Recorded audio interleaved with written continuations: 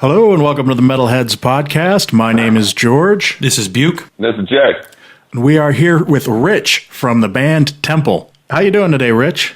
Doing pretty good. How's the weather out there? Are you in Arizona? Yeah, it's about 1:15 today. Phew. Jesus Christ. Hey, Yeah. Rich, first off, thanks for joining us, early in the morning, your time. The guys here and I, we do a weekly metal podcast, and why we wanted to get you on.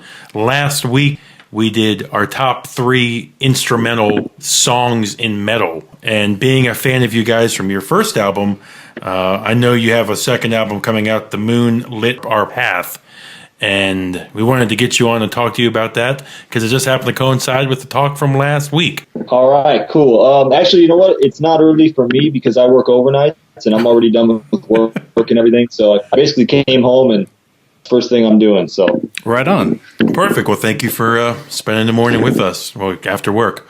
Rich, we first have to ask, in a world of metal dominated by full bands, full piece singers, 4 or 5 piece bands, how did you guys set your own path going to be an instrumental metal band in this world? well, in high school, we were a full band, kind of a normal garage band kind of thing. And it was hard, everybody motivated, and members were, and eventually it just got Dan Ryan. And he was in recording school at the time. So it was, it just made sense to say, let's just, do it by ourselves and make it a studio project and not have to worry about the other members so much. And so from that point on, it was just really easy. You guys have seen, I don't know how much you read online, but the fans seem to just eat your guys' stuff up.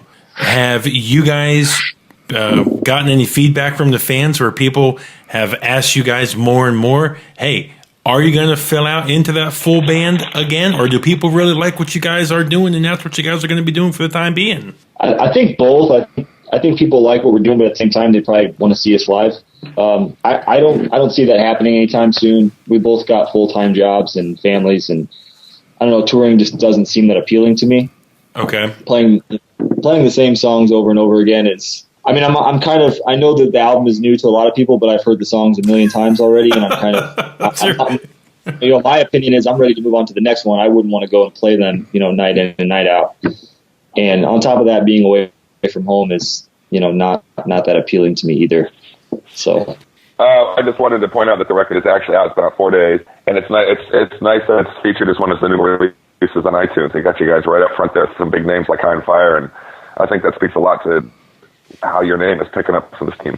Yeah, thanks. It's surprising. Like I said, in the early days, we basically made an album. We'd never played live. We'd never promoted ourselves, and we just uploaded it to Bandcamp, and we didn't really expect anything. We only expected our friends and family to hear it, to be honest with you.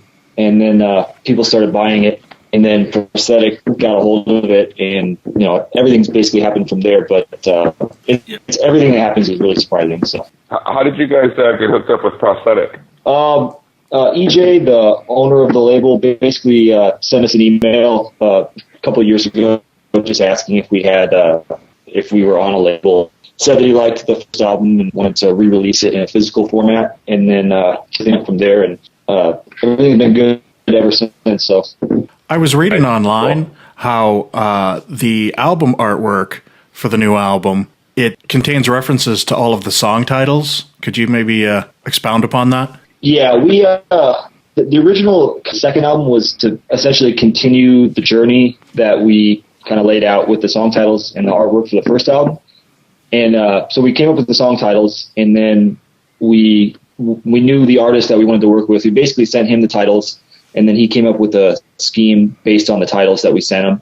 And he came up with, what he came up with ended up blowing us away and really taking it a lot further than we had envisioned it. So everything turned out good on that front. Yeah, the thing I read said that since it's instrumental music, you wanted the image to sort of convey a message that obviously doesn't get, since there's no words, it doesn't literally say anything, but that the album artwork sort of conveys a theme or a message for each of the songs. I thought that was kind of neat. Yeah, when you come up with song titles, sometimes you come up with really bland ones. Like, certain bands have one-word songs like Control or whatever, and that doesn't really work. If you're interested to put anything in your head, it doesn't give you anything to go on while you're listening to it. So I wanted all the titles and put an image in someone's head right away.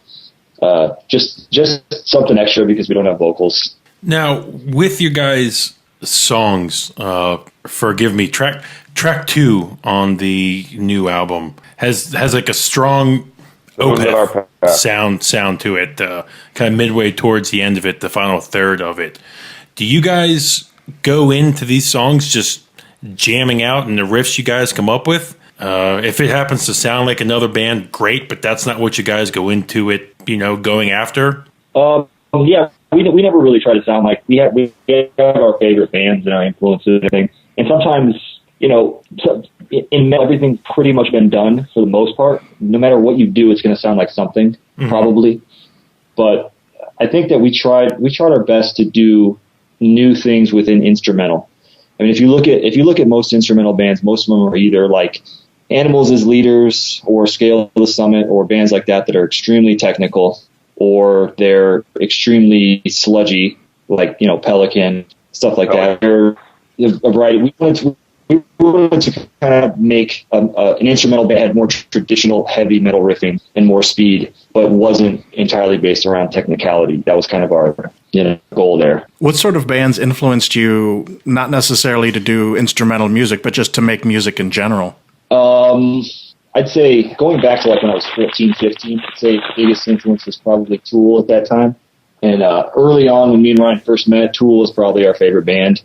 Then you kind of branch out and you get into like the Opeths and the Meshuggahs of the world, and then you keep going and everything keeps getting more extreme. And now I'd say for the new album, our biggest influences were probably Drudk, which is a Ukrainian band. Mm-hmm. Yeah. Let's see.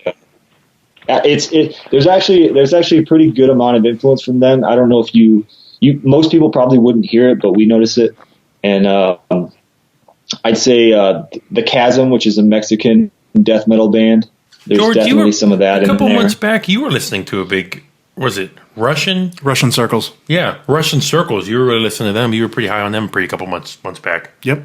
Yeah, I like them too. We definitely, I've seen them live a few times, and they're really good. I really like their Emperor's album. The album, not the new one, but the one before that. One of my favorites. Excellent. Looking through your guys' promo stuff and online and stuff like that, where a lot of bands, they get their pictures out there. There's YouTube video interviews, and you see the members plastered all over the place. With you guys, maybe correct me if I'm wrong, you don't really see a lot of you guys, like a lot of the pictures you have, you guys are kind of black and white, you guys are obscured. More or less, it kind of seems to me you guys are letting the music kind of speak for itself, kind of be like, just like going back to Maynard in Tool, he kind of views himself as being that his voice is just another instrument in the band, and he doesn't want to stand out from anybody else. Am I kind of looking at it too deep here? No, that's pretty much what it is. We pretty much decided that we're not going to take pictures of ourselves and post them up, like you said. The reason being is I don't want anyone to look at the picture of us and decide whether or not to listen to us based on what we look like, or, decide what kind of band we are based on what we look like. We just want, everybody to listen to it and make their assumptions based on the music, and that I mean, neither of us have long hair. We don't look like the typical metal guys, I guess you could say. So I don't want people to look at us and say, well, these guys, who are these guys, But the thing is, though, that also allows you to go to shows. Like, we were just at Maryland Death Fest, and you being a drummer, we spotted Nick Barker out like that. Picked him out in a second. We were having a conversation with him for like 5 minutes. Since you don't put your stuff out there, you're doing amazing work, but you can kind of blend into the crowd. Be anonymous. Right. Yeah, it's pretty cool. I mean, I don't think we're big enough to where that many people would notice us anyway, but at the same time, if the band happens to get, any bigger or whatever, it'd be nice to not really be noticed by anyone. Have you guys, and I'm sure you guys have you guys been asked to do any of the festivals or the live shows? Yeah. We gotten some of those requests, and the label asks. They pretty much asked, probably quarterly, just to get a kind of a pulse on whether or not we're thinking about it. And I understand where they're coming from, but I guess we just have a different point of view on it than most bands do. But it's also cool that you guys can exist in this wonderful world of metal by just putting yourself up on Bandcamp, your CDs, your vinyl, and you guys don't need to exist more than that. I find that so interesting that you guys are perfectly okay with being this entity that you guys are and don't need to be more than that. Yeah. Well, we both have full-time jobs, obviously, so it's cool because this album doesn't be successful for us. It could sell 2 copies and we'd be perfectly fine with that because we don't really need to make money out of it. We don't, it's everything that happens is just a bonus.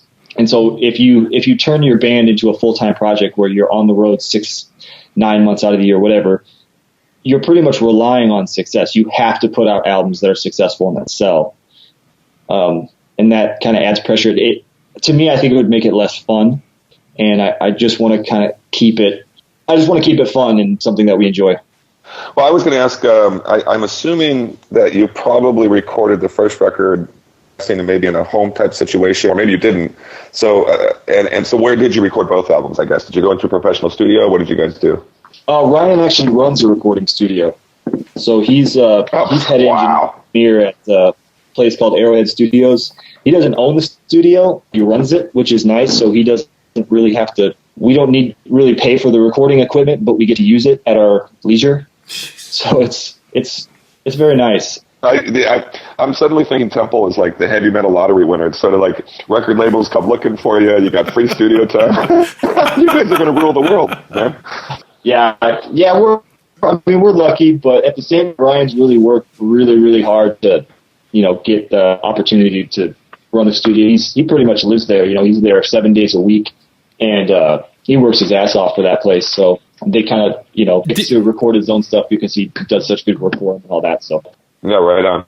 Awesome. When you're trying to, and it's, you're starting to write these albums and you guys are in the studio, since you don't have that singer to lean on or a bass player to lean on or even another guitarist, where you have 3 other members or 2 other members to lean on, is it hard for you guys to come up with new stuff? Or do you guys, sounds like you guys have a great friendship where things just seem to come natural for you guys, and it's just, I guess what we hear as a result is the effort of 2 good friends just laying down some sick tracks.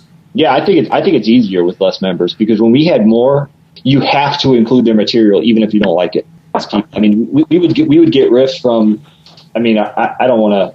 Well, would basically send us stuff and we just not use it. It's just like the riffs suck, and why would we want to use this? But you have to. You can't just tell the member, hey, everything you sent us is not good. So it was basically liberating to just, Ryan, his stuff was always the best anyway. And we were the 2 people in the band who were always the most motivated. So when we finally had the opportunity to do a project, I get you guys probably had talks. Easier. I'm sorry to step on you there. I get you guys probably had some talks. Maybe as the band went along its way, you're like, maybe we don't need these other guys. Maybe we'd be fine by ourselves. Well, you can always actually. It didn't happen that way. I mean, they pretty much dropped out. They pretty much dropped out on their own, or they quit, or they, they'd tell us, we can't. I can't find the motivation to do this, and it's taking too long. I remember we didn't play live for a long time. We were just practicing in the garage for a year and a half, and the reason is because we didn't think that we had like an original sound yet. Find it, and they were trying to rush into playing all these shows and recording an album, and eventually just quit because they thought it was taking too long. So, and the thing is, we've had, so it happens. Are they kicking themselves now for what could have been? I don't. I highly. It's been so many years. They're all living their lives, and cool. They got their own thing going. I'm sure that they're fine. There's not a lot of metal bands that can make it, as a full-time job. And I know you just said you guys both have families and full-time jobs, so doing this for a full-time job would never be something you'd think about. But being a skilled drummer, like to me and all of us here on the podcast, you are, we look at like Chris Adler just picked up that Megadeth gig. If Dave would have come to you and said, "Hey, I need a drummer. Yeah, I'm loving Tempel. Come aboard." Honestly, if it was Megadeth, probably not. Okay. If it was Iron Maiden, maybe. Or if it was, it depends. Like if it was a band that I really like, Megadeth's not bad, not one of my favorites. But if it was one of my favorite bands, it would be something. What if the thing holding up Tool What if the thing holding up that Tool album from coming out is the drummer? What if Maynard needed you to take over drums for Tool? No way I would do that for fear of embarrassment. Actually, guys, the album probably makes it good, but I'm not really that good. Just trust me when I tell you. Yeah, I'm not a drummer, so you could. I was just gonna say you could think you're not good, but to me, you're awesome. I think most drummers who are Tool fans would never try to replace Danny Carey. I think he's pretty much seen as God around the world. So yeah, I would fail miserably. Believe me. Hey, even honest, and to be completely honest, even when I'm recording full stuff, I don't need to take or anything. I'm doing multiple takes here. I'm here. I'm missing hits there. I basically do not practice. I probably shouldn't be saying, but that's awesome. I love the honesty. Only play with a play chord. So. See, but the thing is though, this works perfect though. You don't have to, because you don't have to get ready for that grueling tour. You don't have to get ready for that gig on Friday nights. Yeah. I still, just to make the recording process faster, I'm going to practice with the next album because I don't want to piss off Ryan anymore. But yeah. So, again, going back to why we first had you on, last week we did our top 3 instrumental metal songs. Do you have maybe one or two that come to mind as favorites of yours? Instrumental only? Yes. Sure, yeah. Let's see. Going back to Russian Circles, I really like the song 309. I'm writing it. I'll jot it down. Love that album. Let's see. Instrumental. God, you got me. I went with a... let's go. I guess let's say it again. I said, I personally... Revocation on their album. I keep drawing a blank on the track type. I think their second album, they did a fucking killer instrumental song. I look like an idiot now drawing a blank on the name of it. Jay and I both went with Orion for our number 1 by Metallica. Yeah. We just fell to the world of silent peer pressure out there. We couldn't go. Do you know that? Were you a Metallica fan? Am I a big Metallica fan? Yeah, well, you can say, let's say, were you a big Not really, not ever, honestly. I love Ride the Lightning. I love that album start to finish. I think that's their best album. I don't get into anything else. Call of Cthulhu, which is okay. Like I said, I'm not the biggest fan of them. Like, if I was going to choose like Metallica or Merciful Fate, I'd rather listen to Merciful Fate. When we finish with you, we're going to roll into our podcast, and we're going to be talking about our top 10 metal albums of the year so far. Do you have a personal, maybe 2 or 3 albums for your list of metal albums for the year so far, or have you really not had a chance to listen to a lot? I haven't had a chance to listen to a lot. I'd have to. I see. It's weird because I always have these answers in my head, but if you do an interview, it seems like it's a blank. But if we're talking about albums, I mean, this might not be a metal album, but I really like Steven Wilson's new solo, Hand Cannot Erase. Mm-hmm. Sure. Really big on that. I thought that was really good. I can't really think of too much. I mean, I'm always behind. Like, I always catch up on all previous years, maybe 5 years later. I might get into the 2015 albums in 2020 sometime. So, believe me, I'm still downloading, and buying 80s albums. I'm still way behind. Right now I'm on a Fates Warning kick. I'm listening to a lot of Fates Warning, I'm just very behind. Any of the early albums, the John Arch ones? Yeah, I like those. I like Get All, really. I'm not too big on the new one. Yeah, me neither. But other than that, I pretty much like it. Yeah. Ryan, I used to live in Tucson, and I had a friend I was asking, his cousin was the bass player for Fates Warning, Joe Tobias. And I came up to Phoenix to see him one time, and we got to hang out on their bus and everything. This would have been the Parallels, I think it was called, tour. I forget. So I saw him up at Phoenix. I wish I could remember the name of the club. I'd tell you. I lived in Tucson for about 5 years.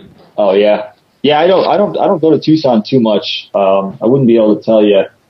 I think the only concert I think I've ever seen in Tucson was Tool, which was over 10 years ago. Sometime I was still in high school, but.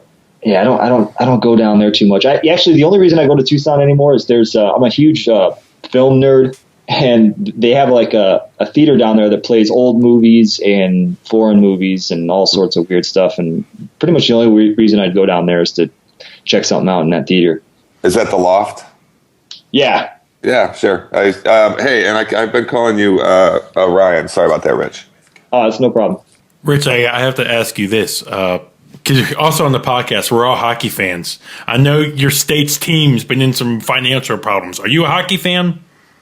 No. Emphatically no. That's why it's not going to last. Shut you down. No. Well, it's like I'm from Chicago, and everybody I know is huge into the Blackhawks. Yeah. Sure. Well, that's good to brag about now. My dad is huge into them, and my brother-in-law and my sister, and I don't even know the rules. I mean, sometimes I'm watching it and they stop it and, they put the puck in between two. I have no clue what's happening. That's called a fight, by the way. Just to, yeah, no. Oh, yeah, right. Well, I mean, the thing is I'm a big sports guy. I mean, I tend to follow everything. I mean, arts and sports and whatever. And it's just the one sport that I never figured out. Never got into. It's okay. Neither have people from your state now either. So right. No hockey team for you. Yeah, they're if the Coyotes are still in Arizona in 2 years, they'll be lucky.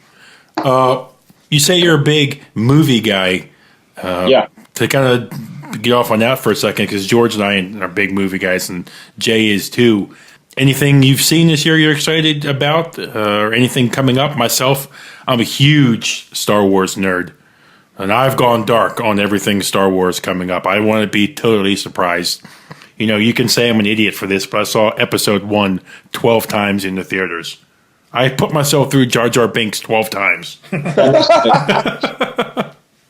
must have been a horrific experience. I can't even imagine watching that more than twice. Hey, why I did it? For that final Darth Maul fight scene. Yeah, that was pretty good. This year, what am I excited for this year? Nothing. I don't see it. I don't generally see new movies in theaters. Okay. I have like the world's biggest collection of Blu-rays in my house, and normally I watch them at home. And then if I really like a movie, I'll go see like a revival of an old movie in theaters. Like I'm going to go see Jaws on Sunday. Okay. Wow. Just because I love that movie, and I don't know, I'm taking my grandma to see it, and that'll be cool. I'd like to see that in the theater. That's a great story, man. You're taking your grandma to see Jaws. I don't see many movies now either, because I'm a new parent, and my watching habits have completely changed to the Mickey Mouse Club. Dora the Explorer. Yeah, that's what I'm watching all day long. And that's one thing I'm not looking forward to. I mean, I'm sure I'm going to have kids soon, but having to watch all that stuff nonstop. Yeah, we talk about all this metal and stuff that we like now. The only songs that get stuck in your head are Mickey Mouse clubs and girl toys songs and stuff like that. It totally infects your brain and it sucks. No, it's great. It's great. I also wanted to go here with, you say that, you guys really didn't care, not care, but you guys really didn't put a lot of thought into it. You didn't care if people bought it, what success you guys saw, because you guys didn't need that. What do you think about the world of vinyl taking off and how you can even get your stuff on vinyl now. I'm sure you guys didn't see that coming. Yeah, I mean, I'm all for it because I hate CDs and the mastering process that goes along with modern times, I guess you could say. Vinyls always sound better. Us here on the show, we're huge vinyl guys. Yeah, if you listen to our new album, if you guys notice, it's much quieter than most modern metal albums. Just in volume in general, we mastered it pretty quiet to try and maintain. Even on the CD version, it's pretty quiet, just to try and maintain the dynamics. So many metal albums you hear these days, they just sound really crappy. I think it's just hard. It almost hurts your ears. It's so crushed and unpleasant. I don't know how to describe it, but to give you some props here, George and I are big, and Jay now. We all have real nice pairs of headphones, and when my new headphones showed up the other day, the first thing I listened to was your guys' FLAC version of your new album, The Moonlit Our Path. The FLAC lossless file sounds amazing. Oh, thanks. Yeah, truly sounds amazing. We were much pickier this time. The first album, like the production, we cared about it and everything, but we were mostly worried about making the songs decent.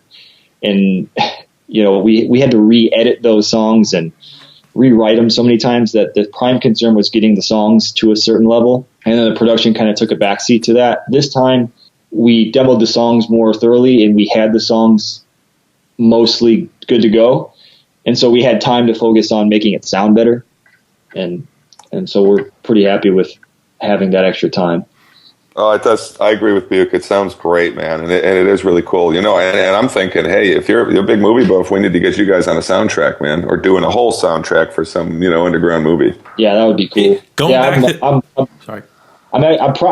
Music is huge, but I'm probably a bigger film buff than I am a music. Okay, give us your top. Interrupting. No, I'm sorry to interrupt him. I was going to say we asked him his top 3 instrumental songs.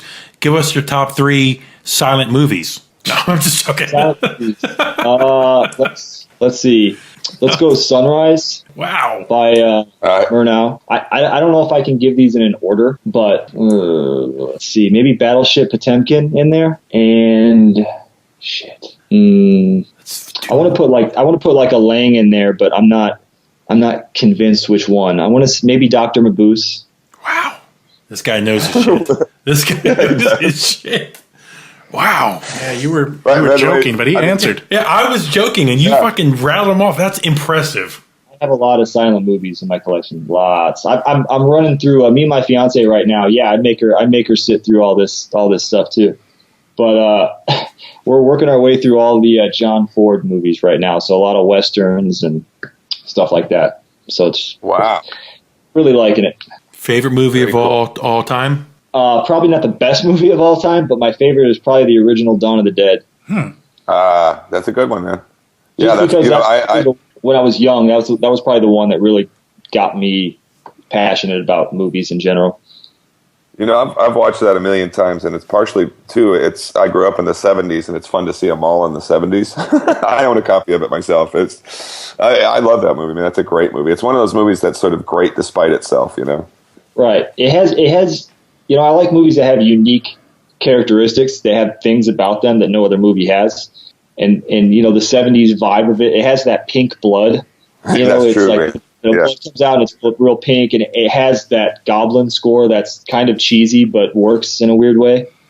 It's just a unique movie. It has characteristics, and I know a lot of people, probably most people that watch it today, are probably going to think it's crappy and cheesy, but definitely not me.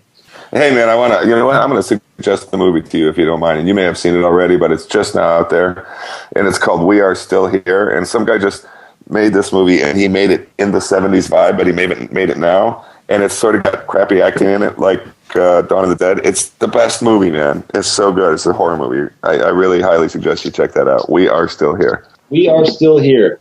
All right, I'm gonna check it out. I'm telling you, I just searched it as you typed it, so I'll check it out. Very cool. I think it's right up your alley. All right, cool. Rich, being a fan of movies, have you thought maybe in this, how a lot of things are YouTube driven, have you ever maybe thought of trying your hand at maybe directing like a little music video for you guys? No. I generally hate music videos. I know there's some that I like. I like the animated ones, like when a band has a good animator. And like Steven Wilson, for example, he had a music video for his last album that was really cool. But generally, like live action stuff, it tends to all be just kind of bland, and I don't know. I don't get much from it. So, and I personally don't think I'd be able to do a good one. So the one that Steve and Michael did for their album that they did together, that video with like the little puppets that they did, the paper puppet, that was really cool video done. Yeah, Storm Current. That's exactly what I'm talking about. That kind of to give the song a little extra. It gives you a story or something to add to the song instead of just showing the band playing in a factory, which doesn't give me anything. You just probably covered 75% of the videos on YouTube. You did. That was. I could not have summed it up better myself. That was so good. Just a band playing in a factory. That's what we need to start doing. Finding abandoned factories and just listing them if bands want to shoot their music videos. Maybe throw in a fog machine and some light stacks. Yeah, when I think of if I ever did a music video, I'd have to find somebody I'd have to find, an animator. I'd have to find somebody who could do something cool for it. Other than that, I don't think I'd want to shoot anything with like a camera, because sure. I can't see. Well, I think your stuff really lends. Yours, I think animation would be super. No. Just I think animation would work perfectly for you guys. I think you're. So yeah, that's cool. I will cross our fingers that might happen because I think with the instrumental stuff you do, that'd be perfect. You could really get imaginative with that. So let's hope some animator out there is listening and he's going to get a hold of you. Yeah, that would be cool. I'm definitely interested in seeing if somebody could come up with something cool for one of the songs based on the title or something or whatever. I think that would be pretty cool. Have you guys been approached by anybody in movies or even like video games even to lend you music to doing like soundtrack work? I don't think so. We got a couple emails from people. It's hard to remember exactly what they were for. Really, it's just people who want to use the music for their video. They want to use it as like background music for whatever. Normally it's that, but not too many other requests. I mean, like I said, we're pretty small time. We're not really, we're not Opeth or anything. So maybe one day we'll get more requests. Rich, if I got one more thing for you here, but in talking to you, it sounds like you guys are perfectly okay with that. Oh yeah. I like I said, any kind of message that we get on Facebook or anything, if you've ever been on any of our social media, we pretty much reply to everything. Yeah. I mean, everything, because we're very appreciative of anybody that listens to it. Period. If you've invested any time into listening to our stuff, it's we're very appreciative of that. I've already seen you guys making some mid-year lists too. So you guys could possibly be in there for end of year talk too. Really? I haven't seen it. Where did you see that? I don't want to play our cards here before we do it, but I was on Reddit the other day, and a couple of the people on Reddit were sharing lists from. I think some of the Metal Sucks guys may have posted it. I remember seeing the first album on some lists when it came out. I don't remember where, because it was, You know what? I'll tell you this. When those lists start coming out, when we see your name, you will definitely hear from us, dude. We'll let you know. And I wouldn't be surprised if you ended up on one of ours.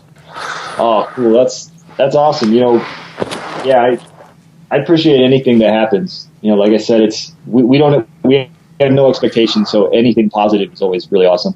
Rich, I don't have anything more for you. George, you have anything? I'm good. Jay? Only to say that you sound like a really nice, down-to-earth guy, Rich, and it's been a real nice pleasure to talk to you this morning, man. Definitely. Oh, thanks. Yeah, it was definitely fun. It was more interesting than I expected, I guess. Yeah, hey, Rich, we're just like you. We don't play an instrument. We're not a badass drummer. We're just three guys who fucking... Jay does. Oh, Jay's in the band. Jay's a singer and a guitarist. But... we're just three guys we're like you. We do this podcast, If one person listens, cool. This is just a hobby for us. We do it for fun, and we just like putting something out there. And if one person likes it, then it makes our day, you know? And it also makes us sad if only one person likes it. No, don't say that. But Rich, truly, you were very kind to get back to us when we reached out to you, and you guys did it every single time. So again, the new album is The Moon Lit Our Path. It's on Bandcamp now. You can get the vinyl, you can get the CD. They got a sick logo shirt that you can get. So go out there and support them. Before we go, is there anything you want to pimp or plug? No. The only thing I have for sale is the album. All Go right. and buy it. Go buy it, people. Hey, Rich, I have a bad fucking habit of this. Was it, since we don't work on the band side of it, do you guys get a notification whenever somebody does get your stuff on Bandcamp? Or do you guys just get like a dump like once a month, like, hey, you guys had 5 sales? Because I just picture you guys just like, oh, yeah, let me log on to Bandcamp today and check the sales report. Holy shit, 25, 30, 500 sales. Well, originally when we had the first album, we could check it because we were in control of the Bandcamp. Now the label controls all that, so we can't really log in and see the details. But you can still, if you go to Bandcamp and you can still see how it's selling. Like it'll tell you how many people or how many collections it's in. So you can kind of have a gauge on if it's doing okay or not, even if you're not able to log in. So it's kind of cool. Awesome. Can I just say my favorite fucking song by you guys, and I'll tell everybody to listen to this song 500 times over again. Off your guys' first album, Rising from the Abyss, is a fucking killer track. Oh, thanks. Yeah, that song was written in 2005. Believe it or not, that was one of our first 2 songs. That was like a project that Ryan had to do for his recording school, actually. So it was like, wow, it's a pretty old one. It didn't come out until 2012, but by that point it was 7 years old. And you were like, man, I'm bored with this song. Luckily, I'm not playing it live. Okay, Rich, it's a true honor to speak to you, brother. You have yourself a wonderful day, and we'll keep trying to talk you guys up. All right, thanks a lot, guys. Have a good one. Take care. See you. Bye-bye.